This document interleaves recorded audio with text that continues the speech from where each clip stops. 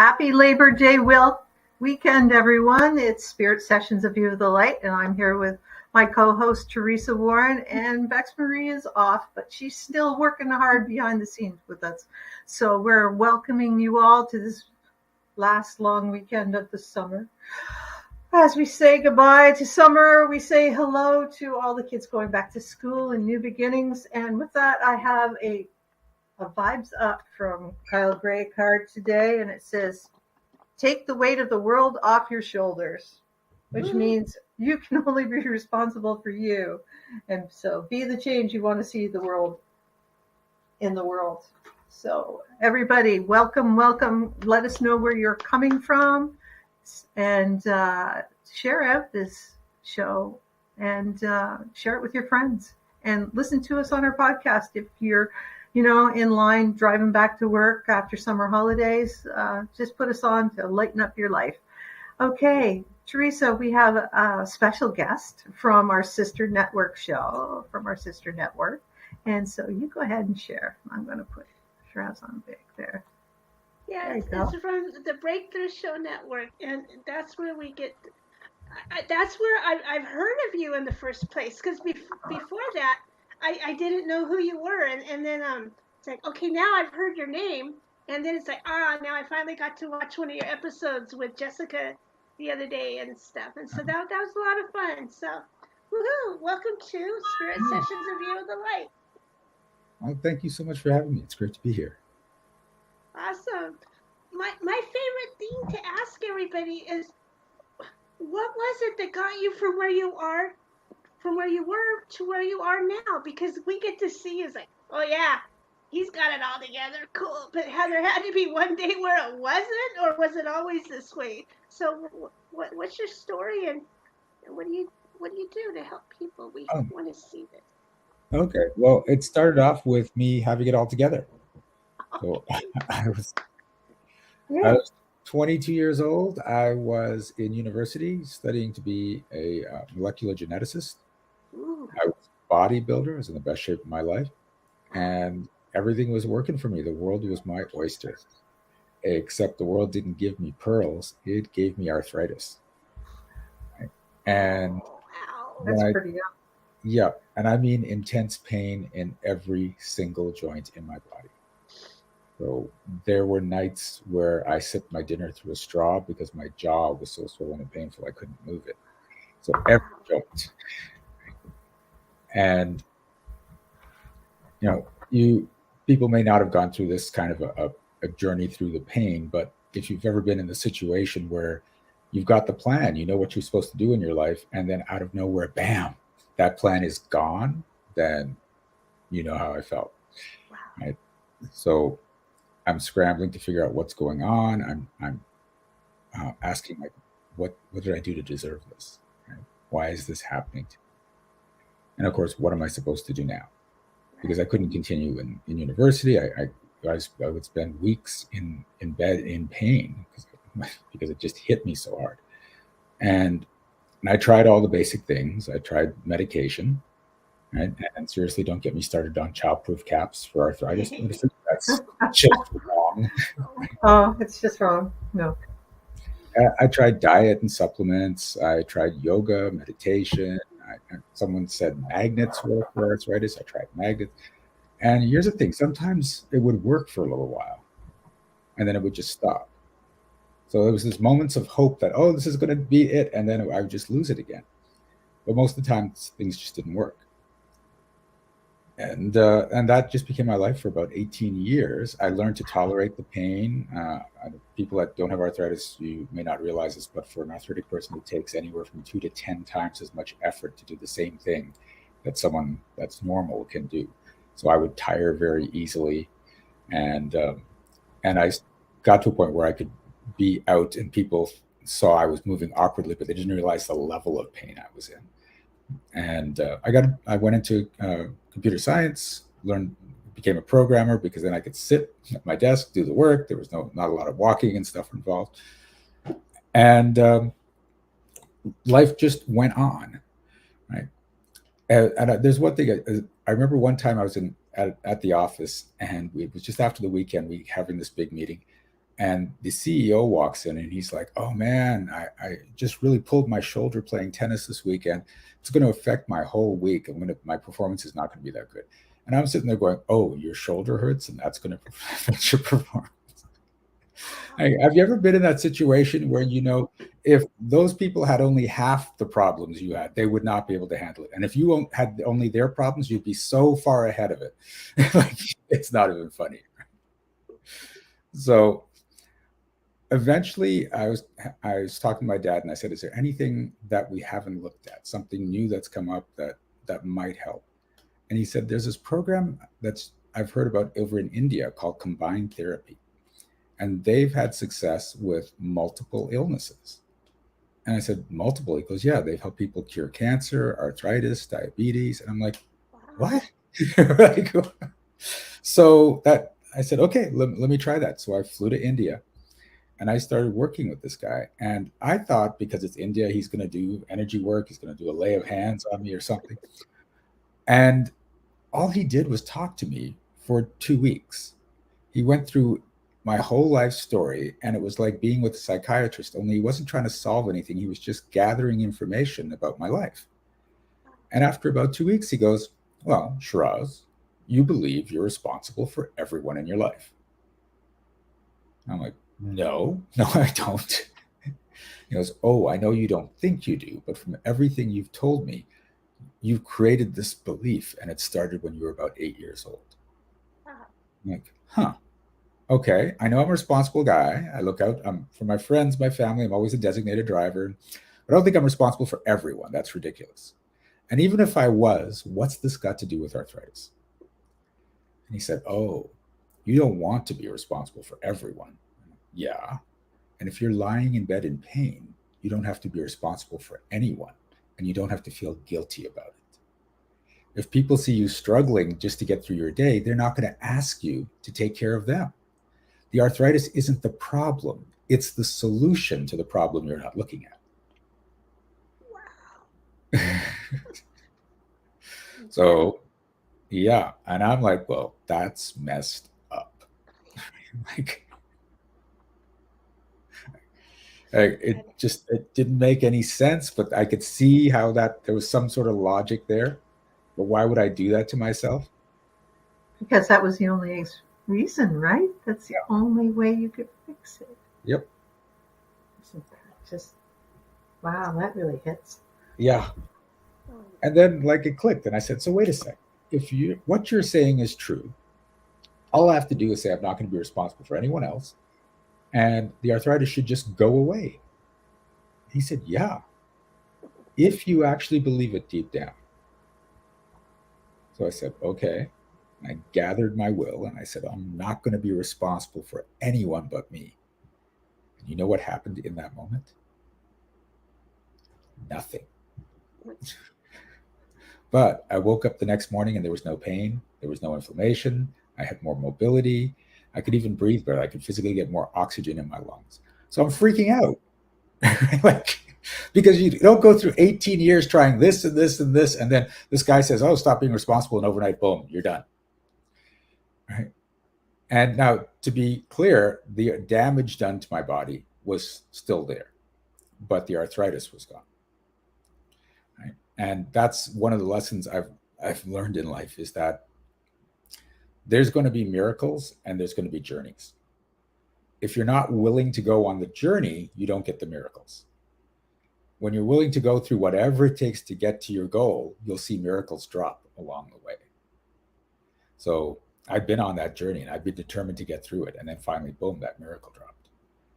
But now I'm on a journey to repairing my body. And it's been, I guess, like a decade already. No, it's like 7 years. But I'm getting more and more mobility. I'm getting stronger. I'm getting more fit and feeling amazing. And it's just like all this damage that was done is being repaired in my body. So I'm willing to keep going on this journey. The lesson I took away from this is every physical problem, every consistent physical problem, whether it's illness, whether it's income, success, relationship, every one of them is a solution for an emotional problem you're not looking at. And when you find out what the emotional problem is and solve for that, the physical problem just goes away. I gotta write that down.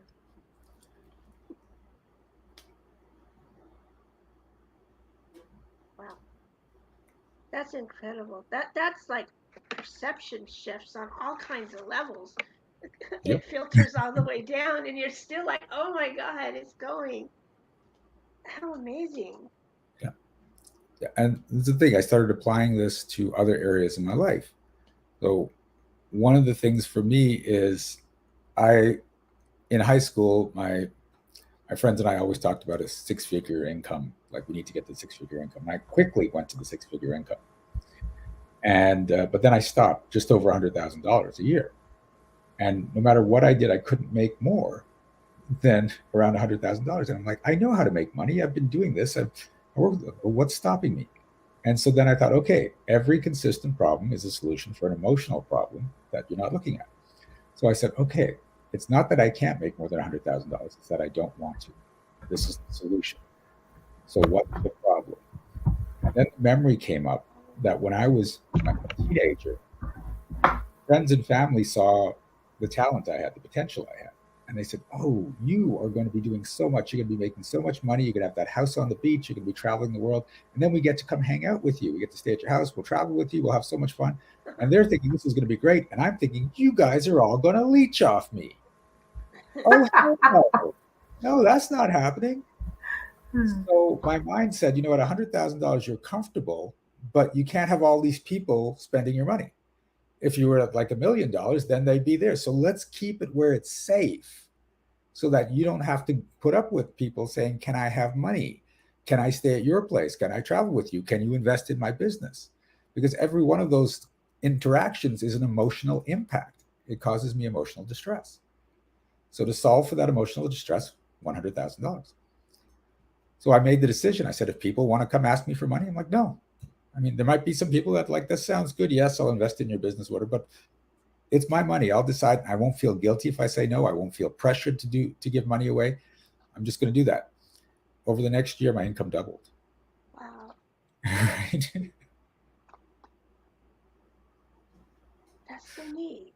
So Yeah. coming to what it is that's holding you back, because see, I think I have layers and layers on top before I can even get down to your sentence, but you do it so fast.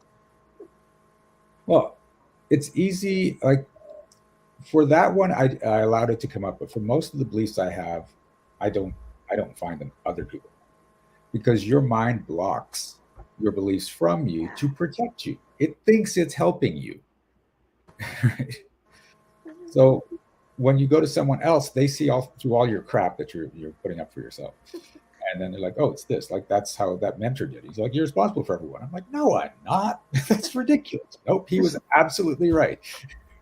It's like trying to see your own ears. Like, Yeah. you can't unless you look in a mirror. So you need someone to be your mirror so they can see those things.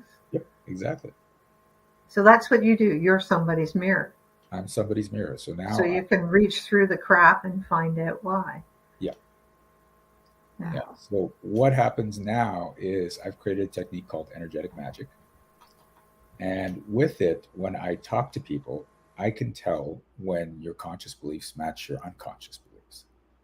So if someone said, I want to make money this year, a lot more money, I'll probably say, nope, you don't. Let's find out why you don't. And then we'll dig down and find out what the stories are. And it could be like with me, people are going to ask me for money. I don't want that.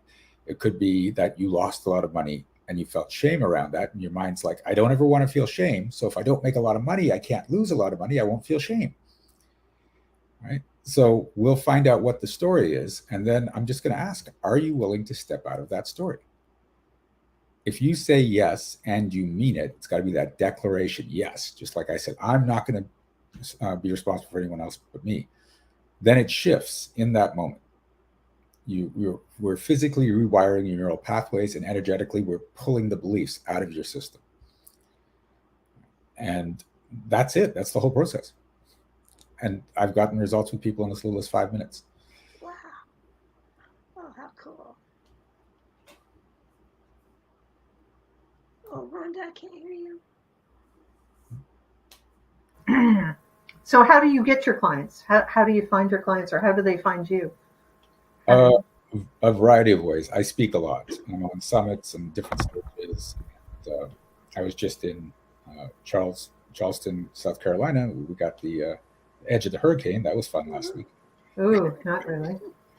So yeah, so I was speaking there, and as a result, two of the people that were there want to work with me, and they both want to go into my highest end program, which is like $20,000. And so I'm like, okay, couple days of hanging out with people, and you get an extra $40,000. I'm good with that. And then I do a free webinar every month, the second Monday of the month. And in that, I come in, I talk to people, I tell my story about how this all came. So there's two of them I talk about. This one you heard, or the one about which we were talking about earlier, all the problems I had crossing borders, and how it leads to creating a reality. And then the important thing is getting addicted to that reality. This is what a lot of people don't realize, is that you get addicted to your current reality. And so when you try to change that, when you try to create more money or have a better relationship or become healthier, you actually go into withdrawal. And so if you've ever been in a situation where you've taken a course or gone to a retreat or worked with someone and you started to see those results and then it came back down, that's withdrawal kicking in. It's not that it didn't work. It worked, but your body's like, nope, too uncomfortable. I want my fix of where I was. And it pulls you right back down. And that's why you get people with this yo-yo income in their months, is they're almost out of withdrawal, and then it kicks in, and then they do it again, and they do it, but they're not fixing the problem, so the addiction stays there. So Teresa's taking notes. Yeah, I gotta write all that down. Yeah, that's why I gotta learn this stuff. Yeah, that's why I call myself a reality interventionist, because just like people do an intervention, you're doing these drugs and it's hurting you and everyone around you. I'm like, you're doing this reality and it's hurting you and everyone around. Let's get you out of it. Yeah, that's so true. Okay, I'm ready. So you must work with a lot of procrastinators. It's not, of course there are procrastinators in there, but most of my clients are the ones that are seeing that yo-yo results. They're doing the work, they're making the effort, but they're not getting sustained success. And so they're just frustrated, and they know they're missing something. And when I start working with them, we find out what the thing that they've been missing. We remove that emotional impact, and then they start getting results. Now, the thing is, we have to keep working, because they'll get the results and then they'll start to slip back. So we need to do some more work, get more results. They start to slip back, more work. And this is the thing I found with a lot of programs, and that I've been in and that I've heard that people have been in, is they had the results, they were happy with the program, but after a few weeks or a few months, they lost it. And this is why. I was just thinking about my weight loss journey. No. But it's the same, right? Money, yeah. Right? It's the same thing. Yep. It's the stories you tell yourself, Yeah. I see I've lost 100 pounds in the last year. It's unfortunate. It's the same 10 pounds. Oh. I do that. So close, but yet so far. Yeah, but that's, I can see how the stories and the habits you get addicted to, just like food you get addicted to and sugar you get addicted to, those stories are a real comfort zone for you, and you don't want to, you like that story because you're familiar with it. Yes. And so you stick to it. Remember, every story you're in has a benefit to you that you're not seeing. Even if consciously it sucks, it's always giving you a benefit. Yeah, that's interesting. What do you think, Teresa? She's writing that down right now. I can see her doing the work. Well, it's true. I've heard this, and it makes me stubborn when these things come up. Like, part of me is like, and another part of me is like, oh my God, that's it. So I go through all kinds of things. Yeah, when you start thinking in terms of why do I want this, rather than why is this happening to me, you start getting different answers. And right now it's funny because I can't bitch about life to anyone in that I know like really close, because they know what I do and they'll just say, "Oh, why do you want that?" Yeah, isn't that a bitch when you start getting your words thrown back at you? Yeah. Well-trained entourage. And the thing is, I look at it and I go, "Oh, why do I want that?" And the answer usually starts to come up, right? Oh, it's because of this, right? So that's why I did that. That's why I was late for that event, or that's why I lost that money, or that's why my knee hurt at that particular time, whatever it is, right? And when you get this, it becomes empowering, because at first people tend to go into the blame. It's like, what am I doing to myself? But then when you realize you're creating everything, that means you can change anything. If it's not your fault, if it's because of other people or circumstances or just the way the world works, you're a victim. You can't do anything. But when you get into that space of I'm creating everything, you just watch the magic start to happen. Yeah. I thought long and hard about, I had a health issue earlier this year, and I thought, like, I have done everything right. I've taken every vitamin in the alphabet, looked after myself, ate right, and yet I have to go under this major surgery, and it sucks. And I'm thinking, so why? I kept trying to find the why. It drove me crazy. Yeah. And all I wanted was, like, to be appreciated. Okay.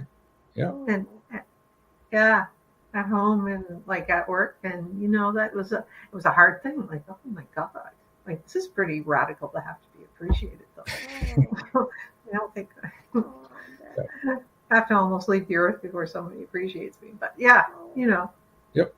But I figured that that's what it must have been all about. Yep. I knew a woman once that she had cancer. And she was the most wonderful woman you could think of. And everyone's like, why is such a bad thing happening to such a wonderful woman? And when I was looking at her life, she spent her whole life taking care of everyone else, right? She was in the Rotary Club. She had exchange students come to her house. She took care of her whole family. She was taking care of everyone. And she reached a point where she just wanted to be taken care of, but she couldn't say that out loud. She couldn't bring herself to tell people that. But if she had cancer, the whole community rallied around her. They were all doting or all taking care of her. And at the back of her mind, it's like, well, if I let go of the cancer, they're going to stop doing this. Yeah.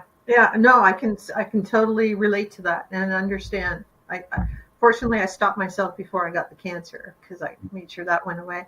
But yeah, it was I can totally relate to that. I can totally see how that can happen. Yeah. So. I understand where you're coming from. It's very interesting.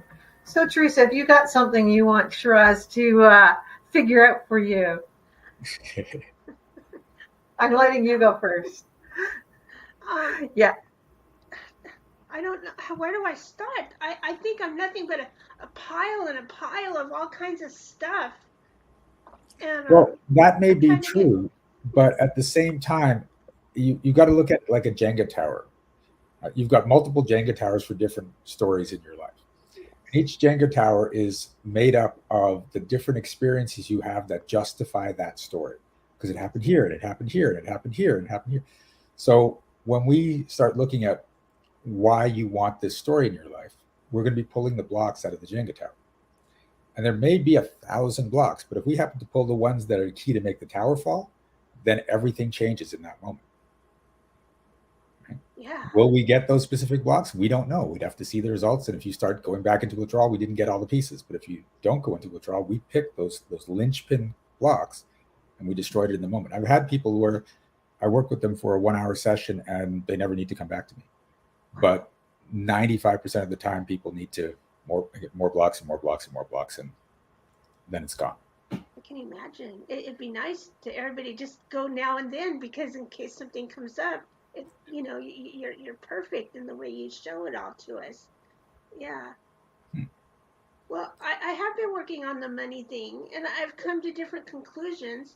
My earliest memories of money in my life, it was always a guilt thing, because my aunt would give me money and my mom would tell me, oh, that's just guilt money from her.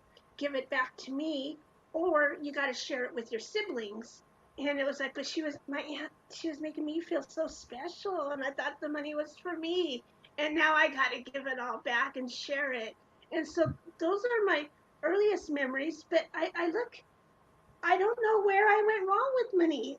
The kids that came out of me, they're growing up and they're making great money, and it's like, how did they learn something I didn't? And it's like, oh, I'm lost. Okay. So do you have to feel guilty if you don't give your money away? Well, heck yeah. Okay. I'll write that down. So, but that's your belief. I have to feel guilty if I don't give the money away. So you have to keep finding ways to get rid of it. Right? There's two ways that can happen: is you make lots of money and you have to keep giving it away, or you just don't make the money so you can avoid the guilt entirely because you don't have money to give. Yeah, that's the one I go with. Okay. So Okay. feeling guilt for having money is a choice. You were raised to think it isn't. You were raised to think that's just the way it is, but it's a choice. Every single emotion you have is a choice. But most time you're operating on just set patterns and you don't realize you can choose. Right? So like imagine like three guys standing and talking in front of a crowd. And if you're supposed to feel a specific way about a specific action, then if I do the same thing to all three people, they'll have the same reaction.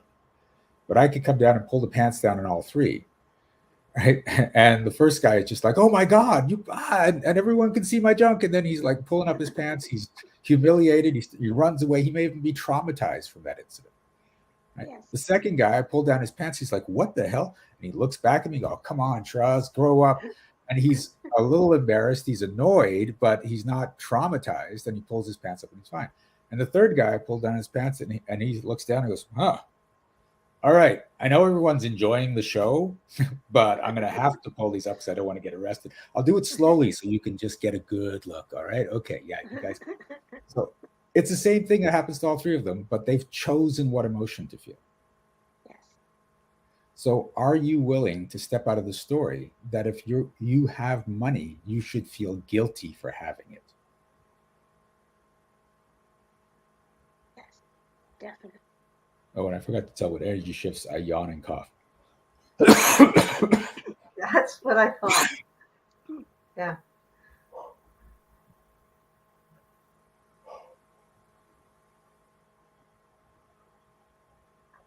Okay.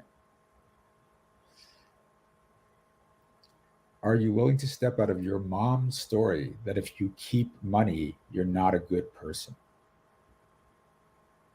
Yes.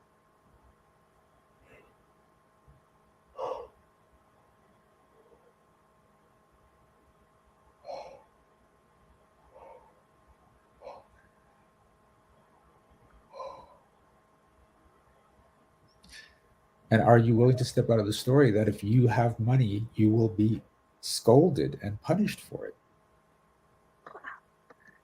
Yes. Ooh, that's a That big hits one me for you. everywhere. Yeah. It's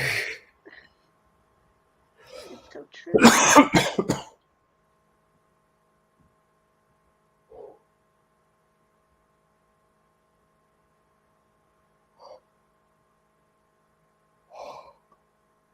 Yeah, that's actually bigger. You're not so much afraid of the guilt. You're afraid that if you have money, somehow your mom's just going to come in and scold the hell out of you for having it. How do I write all that down? I mean, okay. Well, it's not about writing it down, it's about letting it go. Oh yeah, you're right. Start letting it go. I promise you, I'm remembering in these instances. I feel like I'm living through all kinds of times. I remember being in the car, driving home from my aunt is in LA traffic, and we're driving home, and it really was my mother's aunt, and the Yeah. car was hot. I remember the siblings. I remember all these conversations as if they're happening at once, because it would happen every time we go there. My mom's like, "All right, where is it? What'd she give you?" and then I had to like make excuses. I mean, I had the choice: either lie to my mom, which you don't do that, or give it up because I was bad. So yeah. Yeah. So, and keep in mind, she's doing that to you because of her programming about what's right and wrong. Or her jealousy. Yeah, but her jealousy is coming from what she was programmed about what's right and wrong. Her parents instilled certain values in her, and now she's putting them on you. Making you feel bad because you received. Yeah. Oh, that's on a big different level, because you received some blessings. You felt bad, so now you can't receive any blessings. Yeah. Yes, that's it. So I wouldn't be surprised if her parents made her feel bad for receiving. So now she's just passing on the story. Okay. So it goes back to all of them guys. Okay. Yeah. Many of the stories that are keeping us limited are generational. And no one knows any better. They pass on what they've been taught by people that had bad beliefs to begin with. It's true. Yeah. I can see this. I can't, I don't even know if I want to bore you guys with all this, but yeah, my grandma, when her husband would come home from gambling and he'd have money, or come home from work and he'd have money, she would take it and wash it and iron it religiously. And so you can see there's all kinds of weirdness about money starting, well, probably even before her, but okay. weird. So Nobody does that. Yeah, but when you're around those habits, that energy, those stories, you can pick up on. So is money dirty? No, not just don't put it in your mouth. Okay, but see, that's not coming up true. So part of you believes that money is dirty. Dang, okay. So are you willing to destroy the belief that money is dirty? Yes, let's do this.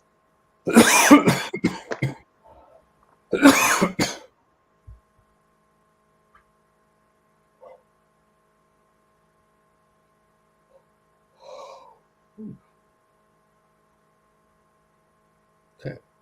So how does that feel? Better, worse, the same, or different? There's no wrong answer. It feels better. I actually feel like an angel in me is floating above me now, and it's like, woo, could stretch these wings. I mean, there's breathing room. Is kind of the feeling I'm getting from that. Yeah. Woo-wee. Is it are you feeling anticipating good things coming? Not yet. I'm just watching these things go out the door. You know, that's where I'm at. But maybe I should switch to new habits, because I don't want the old habits to come back. Yeah. I'm going to find more. I know. I have a feeling that this is going to trickle down everywhere. Like your pain trickled into other areas of your life. Oh, the other Jenga towers. I think. Yeah. I got a fortress. You got a fortress.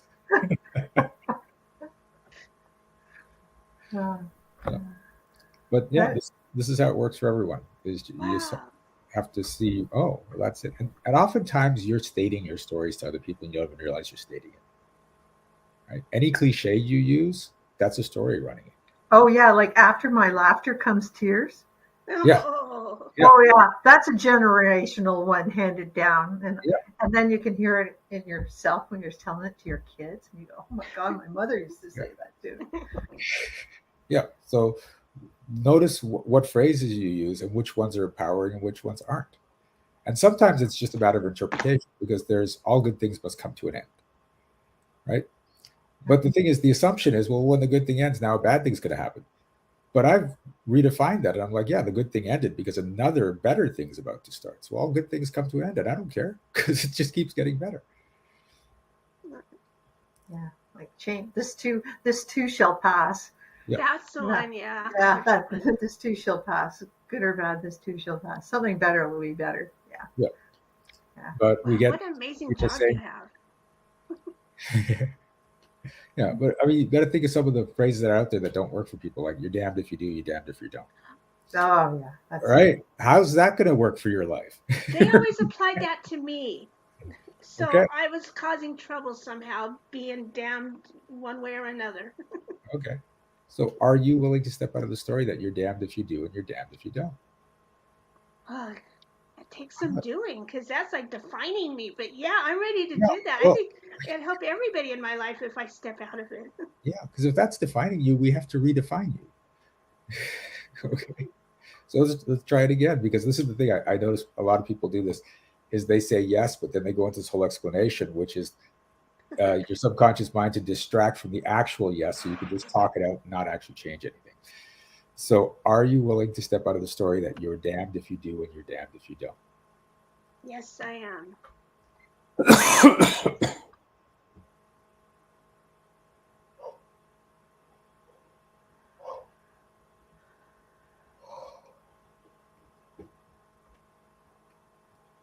Okay. You'll have to take on the Nike saying, just do it. Just do it. Just do it. Just do it. Just do it, Teresa. Yeah, it's I like that movie Yes Man with Jim Carrey, because he just started saying yes to all sorts of things and it completely changed his life. I haven't seen it. That's a good one. Yeah. I say no too often. Yeah. I go, damn, should have just said yes. Well, I go to Lucille Ball's quote, which is, I'd rather regret the things I've done than the things I haven't done. And another one is beg for forgiveness, don't ask for permission. That's one we use a lot. But yeah, that's a great one. So you have another summit coming up soon, like this week, don't you? Oh no, we actually pushed that back. It's the Sustainable Success Summit. We pushed it back to November, I think 2nd, 3rd, 4th. Okay. Yeah.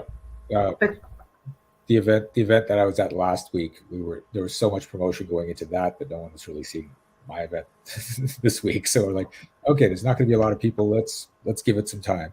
Okay. Yeah.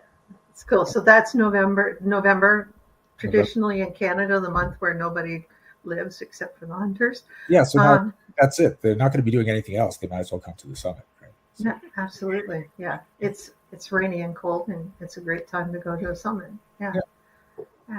Awesome.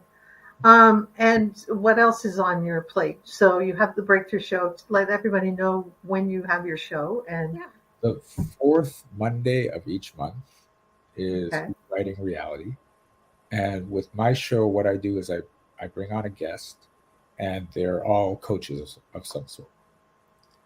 And they talk about who they are. They talk about how they got to do what they're doing. And then they coach me. So I get like a 15 to 20 minute coaching session from my guests, and it's really cool because I learn so much. But then the audience also gets to see their coaching style, see how they show up, and say, "Oh wow, that's someone I want to work with," or "No, I would never work with that person." That's fun. And then we flip it around, and I do energetic magic on them. Awesome! Yeah. Because every coach needs a coach. Yep, it's true, right? Yep. Yeah, that's one of my rules. Is if I'm hiring a coach, if that coach doesn't have a coach, nope, you're out.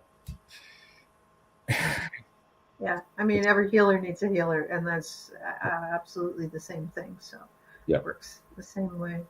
It's been so cool to listen to you. So, and people can get a hold of you through your website, and you have a book. So where can people get your book? It's How to Rewrite Reality. And it's available on Amazon. Is it an Audible as well? It is not. I recorded the Audible, and then I heard myself, and I sounded so boring that I have to re-record. Oh, no. No, you should never listen to your own voice. Well, no, because I could tell it sounded like I was reading. Oh. Right? So I have to do it again. I have to go through the book a few times and get it so that it sounds like I'm speaking, not reading. So, but there will be an Audible book eventually, but just not yet. So. Okay. Worst case scenario, I'll hire a voice. Right. Narrator. Yeah. So just bypass the whole thing. Well, some people, it's just I understand when they're reading their stuff, but I love listening to audiobooks, but. Yeah, and it's funny because I don't read anymore. I always use Audible, and yet I don't have an Audible book, so it's kind of bad. And why don't you have an Audible book? It's gonna happen. I just wondered what you say. You sound like you didn't do it well. I was wondering how is that serving you? How is that? Sorry, I was just Yes, I know you're getting with me. So yeah, it'll get there. Good. It's not a big deal. It's not affecting my life in any major way. So No. Divine timing. There's so many people that maybe you should put it in a female voice. Maybe that'll work. Anyways, well, it changes the way it sounds to your ear. Yep. Yeah, absolutely. So, but everyone says they love my voice. Yeah. You do have an awesome voice. I have to say, I've listened to you several times, and yeah, I really like your voice. Yes. I hate mine. I've got a great voice for nothing. So, Teresa. My friends in high school used to say, "You've got a voice for voiceover or phone sex. You can take your pick." True enough. Yes, you have one of those smooth voices. Yeah. I changed my voicemail message after that to "Hi, this is Shiraz. I'm not here now. Leave a message. I'll get back to you and talk to you the way I know you want to be talked to." Oh, that takes some moxie. Oh man, that's awesome.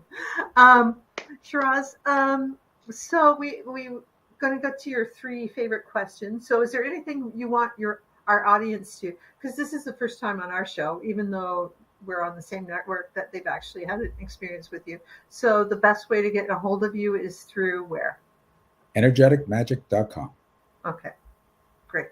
So anybody who wants to work with Shiraz in short sessions or take his premium $20,000 advanced course, like, there you go. Can you imagine? Yeah, that's There's awesome. stuff all the way from $1,000 for the year all the way to $20,000. So it's there you go. That's right. So yeah.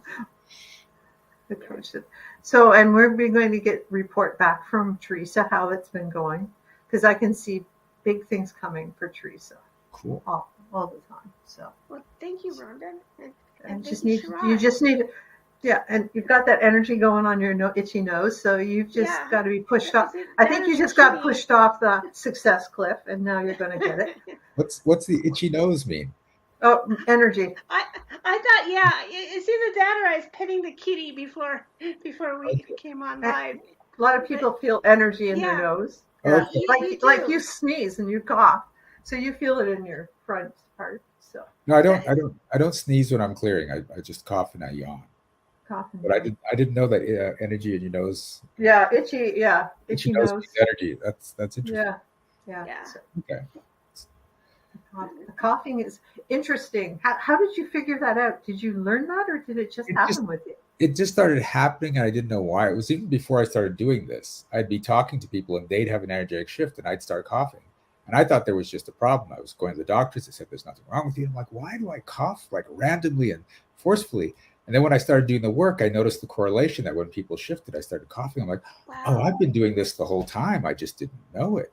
Did you do it as a kid? Do you remember doing it? Not as a kid. It kicked in when I was in my late 20s. To be clear, it's when energy shifts, I cough. It's not my coughing causes energy to shift. Because I've had people that I'm working with, and they're not shifting, and they say, "Could you just please cough so it moves?" And I'm like, "No, that's not right." It's like that's how you feel the shift of energy, and that's how it affects you. Yeah. Okay, that's really interesting. Do you have any other psychic gifts besides that one? I'd have to find out what that one would be. That's a really interesting psychic gift. I pretty much have all of them.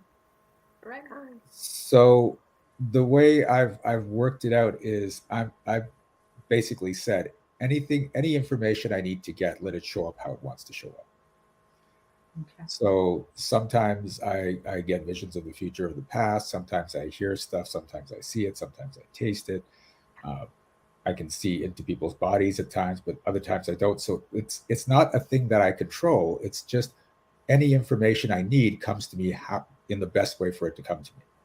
So across all the different psychic things, I get it. And I know people think it's really weird, but last night I was looking at the Northern Lights. Mm-hmm. And I think people don't realize how much they don't see at certain frequencies. Yeah. So I said to my husband, I think I see them. Like there's just a shift there. So I took out my iPhone and I took a picture, and it's a 3-section exposure. Yeah. And man, did they ever show up. Nice. Wow. But just looking at them, you couldn't see all the colors and everything. Yeah. But I think that's what human beings do all the time. Everything's right in front of them. Yep. And it's just, they just don't quite see it. Yeah. Or some people can see it easier. Or Yeah. they have that 3-second ability to gather in the light. In my opinion, everyone's born seeing everything, and we just tune it out growing up. Yeah, I think you're that's quite true. That's quite true. I think it's easier that way. It's too much for a lot of people. I don't think it's easy because I see all these things all the time, and it's not any harder. Like if you go from watching black and white TV to color TV, it's not like you go, oh, that's too much information. Like, wow, this is way more vibrant and clear.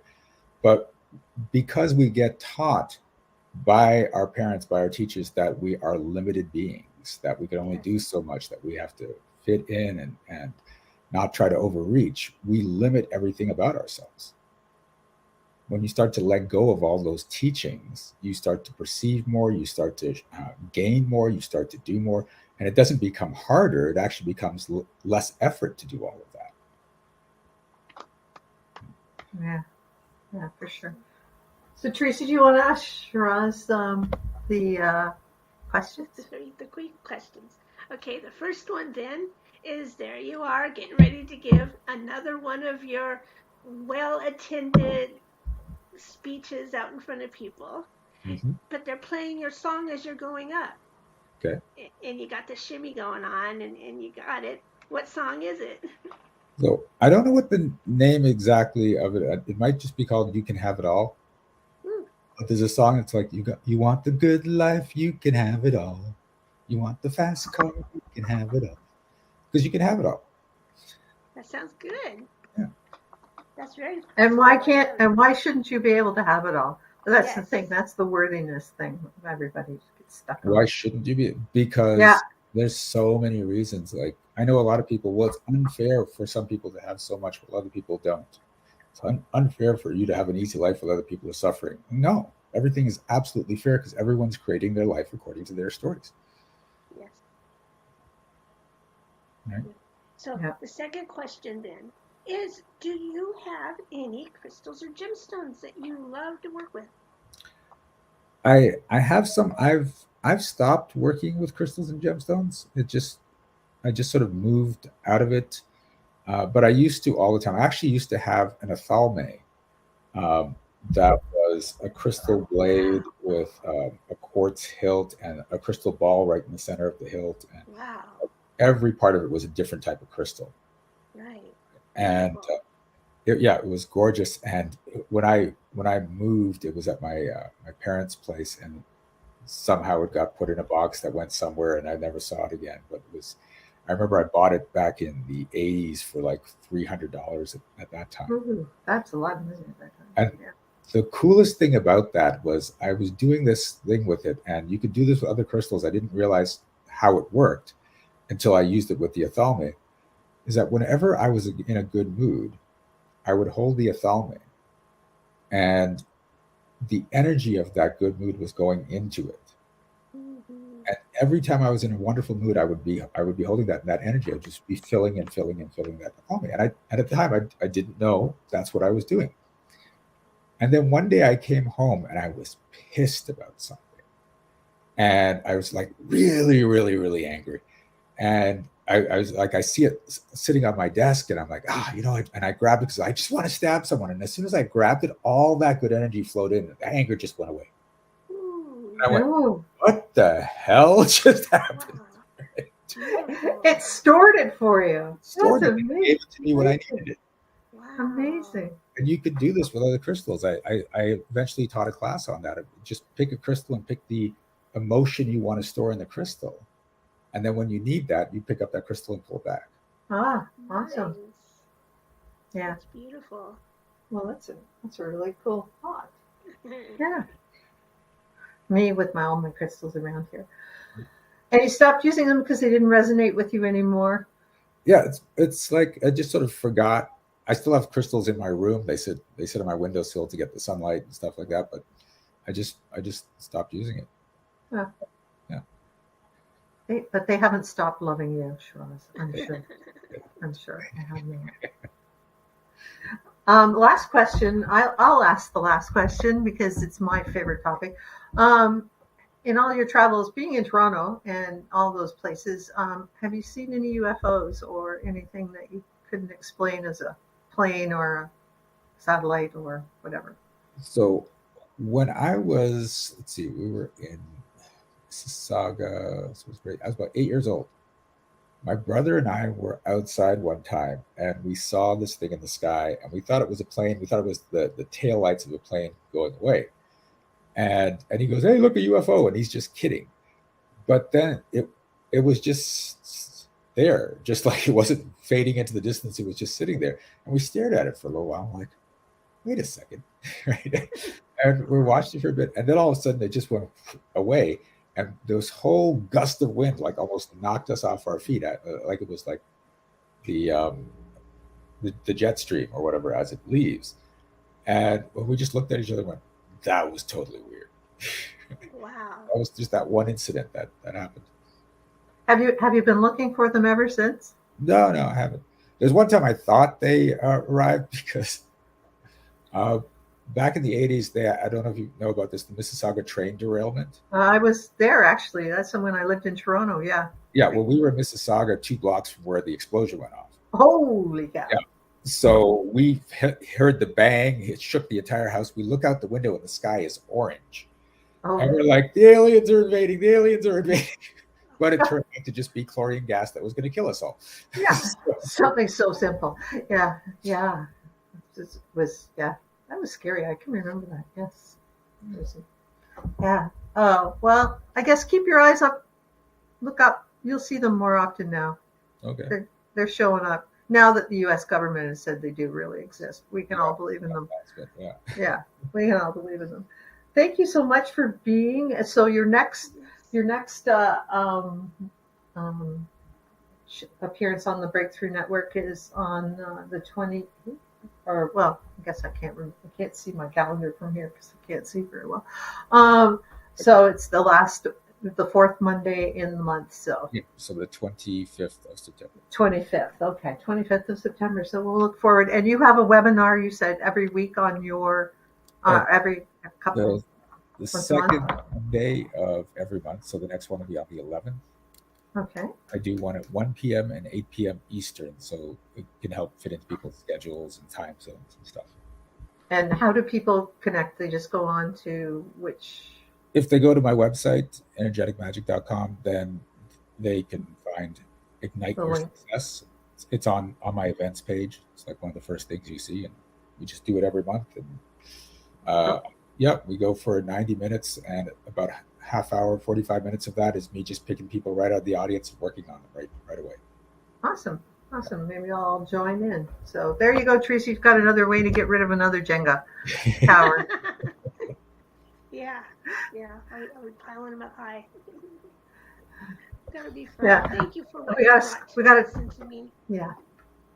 Thank you so much for having me. It's been fun. That's awesome. And we really enjoy your voice and your presence. And thanks. We like watching your banter with Jessica too on her show early in the morning. She must have a thing for Canadians, anyways. Well, we have that banter on the host Saturday morning coffee chat too. At the tea coffee, yeah. Yeah, but by that time I'm already out doing stuff outside. At 9 a.m.? Oh my God, I'm up every morning at 5. I've been up for hours. Yeah, I'm on a farm, man. So okay. Oh, that makes sense. But that's my third job. So the other two are just accounting and stuff like that. So otherwise, well, thanks everyone for watching, and catch us on our podcast later this week. And you can go to YouTube and check Shiraz's show out if you want to catch his other episodes, and on our show out on the Breakthrough Network show network. on the YouTube. So take care, and you guys have a great week, and we'll see you next week. Namaste. So thanks, Shiraz. Thank you. Thanks.